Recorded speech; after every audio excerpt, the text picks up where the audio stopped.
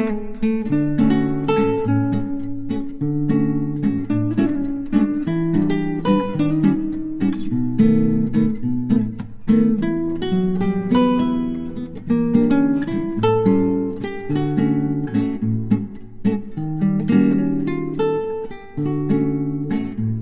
అండి, నమస్తే.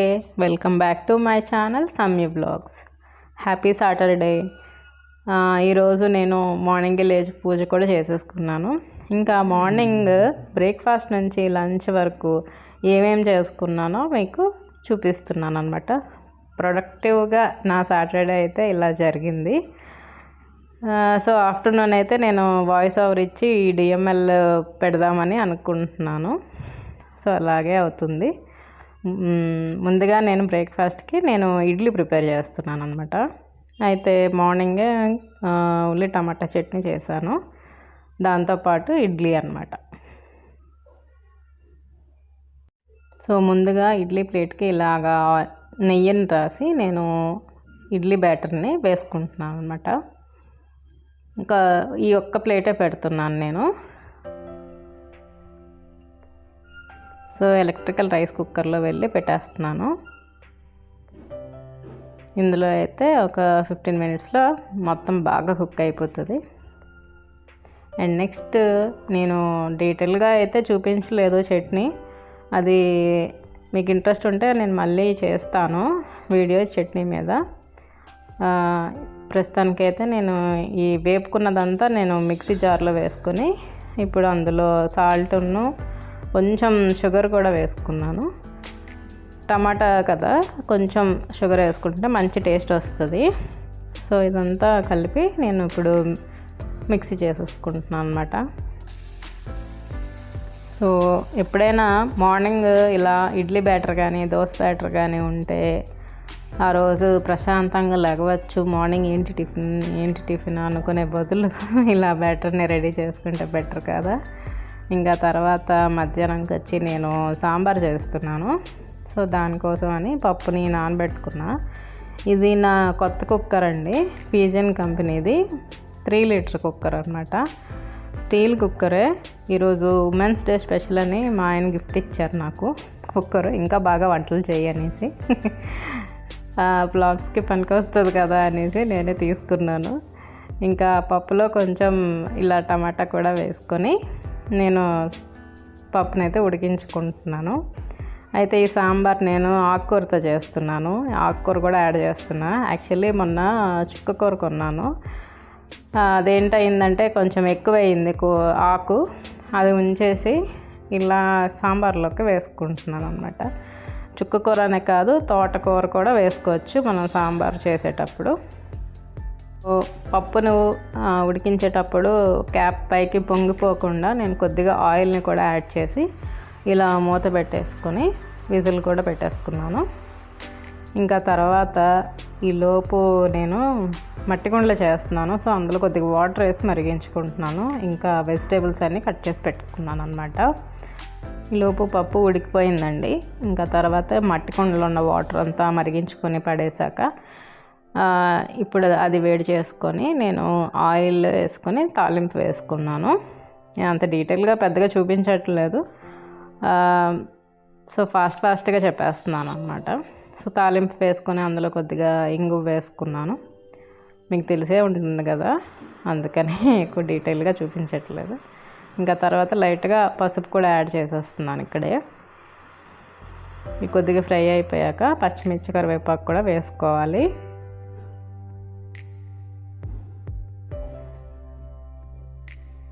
ఇవి కూడా కొద్దిగా ఫ్రై అయిపోయిన తర్వాత ముందుగా కట్ చేసి పెట్టుకున్నాను వెజిటేబుల్స్. అవేంటంటే బెండకాయలు, మునక్కాళ్ళు, క్యారెట్, వెల్లుల్లి ఇవన్నీ వేసుకుంటున్నాను అనమాట. ఇవి కొద్దిగా ఫ్రై చేసి సాల్ట్లో కొంచెం ఉడికాక నేను చుక్క కూర వేసుకుంటాను. అంతవరకు ఇవి కొద్దిగా ఫ్రై అవ్వనియండి.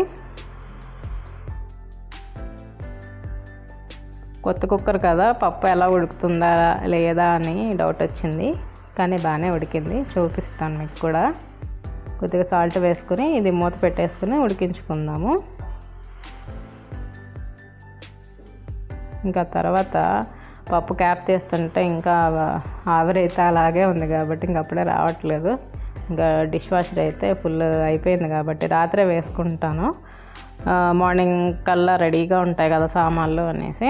చూడండి ఎంత బాగా వాష్ చేసేస్తుంది. ఇది చపాతీ గిన్నె, ఇది వచ్చి పాల గిన్నె, ఇంకా ఇది వచ్చి టీ గిన్నె. చూడండి అసలు ఎక్కడ కొంచెం కూడా లేకుండా ఎంత బాగా వాష్ చేసి ఇచ్చింది కదా డిష్ వాషర్. ఇదేంటంటే డిష్ వాషర్ పనమ్మాయి వచ్చినప్పుడు అబ్బాయి ఎందుకు కొన్నారో బాబు అనిపిస్తుంది, రానప్పుడు ఇదే బాగుంది కదా అనిపిస్తుంది. ఇంక ఇప్పుడు కుక్కర్ ఓపెన్ చేసి చూస్తే పప్పు బాగానే స్మాష్ అయిపోయింది, బాగానే ఉడికిపోయింది. సో బాగా పనిచేస్తుంది అన్నమాట. సో ఇలా పప్పును కూడా కొంచెం మెదిపేసుకున్నాను. ఈలోపు వెజిటేబుల్స్ కూడా కొంచెం మగ్గిపోయి ఇప్పుడు ఈ చుక్క కూరని కూడా కట్ చేసి ఇందులో వేసుకుంటున్నాను.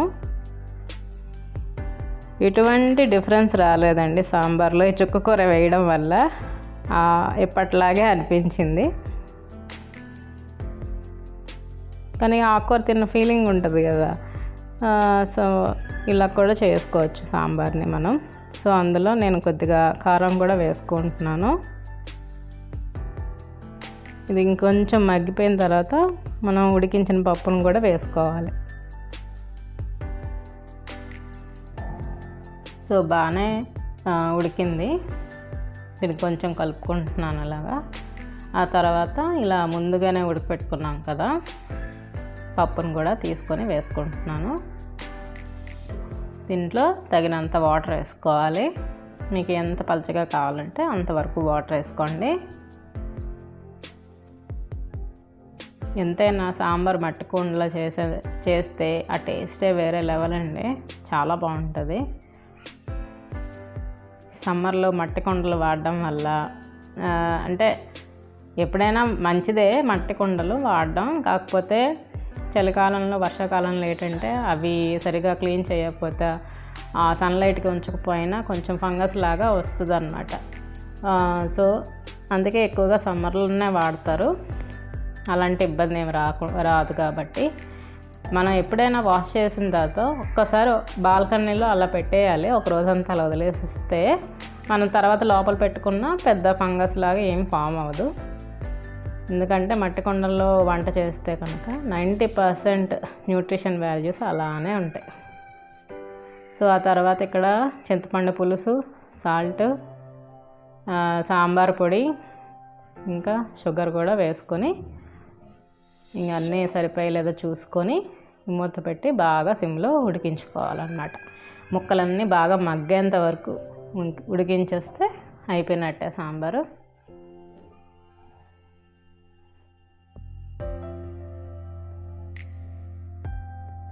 ఇంకా లాస్ట్లో కొత్తిమీరను కూడా యాడ్ చేసేస్తున్నాను. అలా బాగా మరుగుతున్నప్పుడు కొత్తిమీర యాడ్ చేసుకొని ఇంకా స్టవ్ ఆపేస్తే అయిపోయినట్టే సాంబారు. నేను ఈరోజు రైస్ని కూడా మట్టి కుండలో ఉడికిస్తున్నాను అన్నమాట. సో అందుకనే పక్కన మట్టి కుండలో వాటర్ వేసుకొని తగినంత వాటర్ వేసుకొని అది హైలో పెట్టుకున్నాను. వాటర్ మరిగిపోయాక ఇంకా రైస్ ముందుగానే నానబెట్టుకున్నాను, అది అందులో వేసి ఉడికించుకుందాము. సో హై ఫ్లేమ్లో ఉంది కదా, బాగా మరుగుతుంది.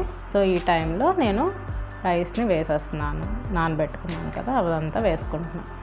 ఇంకా ఇటువైపు ఆయిల్ అయితే హైలో పెట్టుకొని మరిగించుకుంటున్నాను. వడియాలు ముందు వేయించుకొని తర్వాత ముందుగా కాకరకాయ నేను కట్ చేసి పెట్టుకున్నాను, దాంతో కూడా కర్రీ ఫ్రై చేస్తున్నాను అన్నమాట. సో రైస్ అంతా వేసుకొని సిమ్లో పెట్టేశానండి. అది సిమ్లో అలా ఉడుకుతుంది, ఒక 15 మినిట్స్ దాకా ఉడుకుతుంది సిమ్లో. ఈలోపు నేను కాకరకాయల్లో ఉప్పు, కారం, నువ్వులు, శనగపిండి, వరిపిండి వేసి కలుపుకున్నాను. ఈ ఆయిల్ మరిగేంత వరకు ఆ పని చేశాను అన్నమాట. ఇంకా తర్వాత ఇలా వడియాలు కూడా వేపేసుకుంటున్నాను. సో సింగిల్ హ్యాండ్తో ఇన్ని పనులు ఒకేసారి చేయడం మన ఆడవాళ్ళకే సొంతం కాబట్టి హ్యాపీ ఉమెన్స్ డే అందరికీ. అలా అని మగవాళ్ళు ఏం తక్కువ కాదండి, వాళ్ళు అన్ని పనులు చేస్తున్నారు. బయట పనులన్నీ వాళ్ళు చేయాలి, ఇంట్లో పనులన్నీ మనం చేయాలి. అప్పుడే ఫ్యామిలీ కరెక్ట్గా ఉంటుంది. సో ఆ తర్వాత నేను ఇలా కాకరకాయలను కూడా డీప్ ఫ్రై చేసుకుంటున్నాను. అన్నం కూడా ఆల్మోస్ట్ అయిపోవచ్చింది.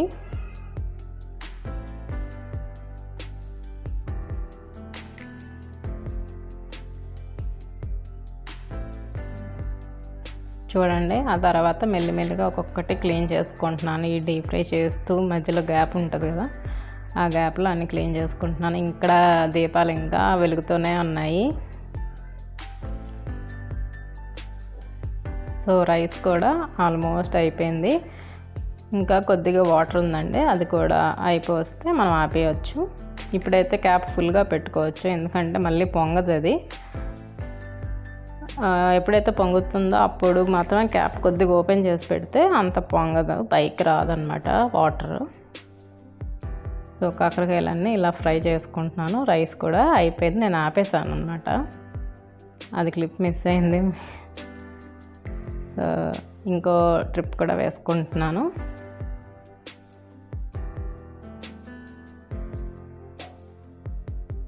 సో ఈ కాకరకాయ ఫ్రై కూడా మన యూట్యూబ్ ఛానల్లో ఉందండి. చాలా బాగుంటుంది, చిన్నపిల్లలు కూడా ఎంజాయ్ చేసి తింటారు. వీక్లీ వన్స్ అయినా నేను చేస్తూ ఉంటాను. ఇంకా సమ్మర్ కాబట్టి అన్నంలోకి మజ్జిగ వేసుకుంటే బెటర్ అనేసి ఇంకా పెరుగైతే రుద్దేసుకుంటున్నాను అన్నమాట. జస్ట్ ఏమీ వేయడం లేదు, జస్ట్ సాల్ట్ ఒకటే వేసి రుద్దుకుంటున్నాను అంతే. ఇంకా మంచి సమ్మర్లో అయితే ఇంకా మట్టి కుండలో మజ్జిగ అయితే చేసుకొని రోజంతా తాగుతూ ఉంటాం కాబట్టి అందులో పచ్చిమిర్చి, అల్లం, కరివేపాకు అవి కూడా యాడ్ చేస్తాను. ప్రస్తుతానికైతే ఓన్లీ అన్నం వరకే వేసుకుంటాం కాబట్టి పెరుగు, సాల్ట్ ఒకటే అయిపోయి. సో ఇంకా ఈరోజు ఏమేమి చేసుకున్నాను చూపిస్తున్నాను. కాకరకాయ ఫ్రై, ఇంకా మట్టి కుండలో అన్నం, ఇంకా వడియాలు,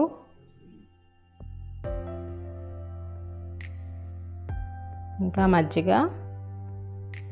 ఇంకా ఆకుకూరతో సాంబార్. సో మళ్ళీ ఒకసారి అందరికీ హ్యాపీ ఉమెన్స్ డే. సో అదండి ఈరోజు బ్లాగ్. మళ్ళీ నా వచ్చే బ్లాగ్లో మళ్ళీ కలుద్దాం. అంతవరకు bye, thank you, take care, please subscribe my channel. ఇక్కడ నా యూటిలిటీ కూడా ఎందుకు చూపిస్తున్నాను అంటే వంటగది అని కాదు, ఇంటి యూటిలిటీ కూడా ఎప్పుడు నీట్గా ఉండాలి. ఓకే అండి, మరి బాయ్.